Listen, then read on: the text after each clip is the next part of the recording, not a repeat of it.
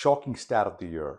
Per Bankrate, 87% of home buyers last year overpaid for their mortgage by more than 3,300 a year. So just do the math. 3,300 a year, that's 33,000 over 10 years. And if you were to keep that mortgage for the whole 30 years, that's almost $100,000. Overpaying by that amount just because they didn't shop around for a mortgage rate across several lenders and probably went with the first lender that they were referred to. Now, to make it easy, we have all our rates on our website. It takes around 15 seconds to get a rate, so it's pretty quick.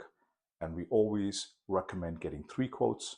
Get a quote from your realtor's preferred renter, your buyer's agent's preferred renter, your bank, and a mortgage broker like us that's completely independent and whose whole focus is to get you the best rate at the lowest cost. So we've got a rate below, and I want to bring you back to this video from Jared James where he talks about the due diligence that needs to be also performed by buyer's agents, right? Chalk this up to the shocking stat of the year. Look at this right here. 87% of home buyers overpaid on their mortgage last year. Now, a lot of you might be looking at that and you're trying to figure out what that means. What does that mean they overpaid on their mortgage? And let's face it, when you are going for a mortgage, there's a lot of different things. There's fees that are involved, there's closing costs, but there's a rate, right? And we all know that rates were all over the place the last year, the last 2 months, the last 5 years, whatever you want to call it. And at the end of the day, what they found was that many borrowers didn't look around enough, didn't actually find the best rate, and in many cases paid over a point, over 1% more than what they could have gotten somewhere else, according to the data, the research that was done by Bankrate.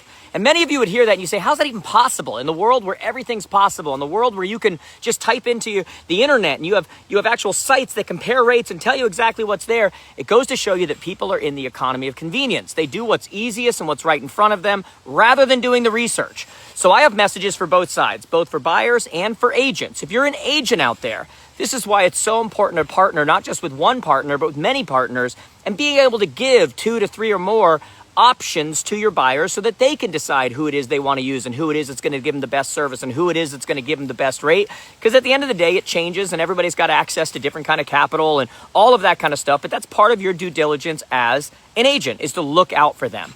And then as a buyer, look, you have a responsibility as well. You have so much access to data and other companies and the ability to get quotes and everything else. Make sure you're doing your due diligence. Make sure you're working with an actual professional agent who knows what's going on, who has the right connections and not some fly-by-night. Because at the end of the day, this is unacceptable.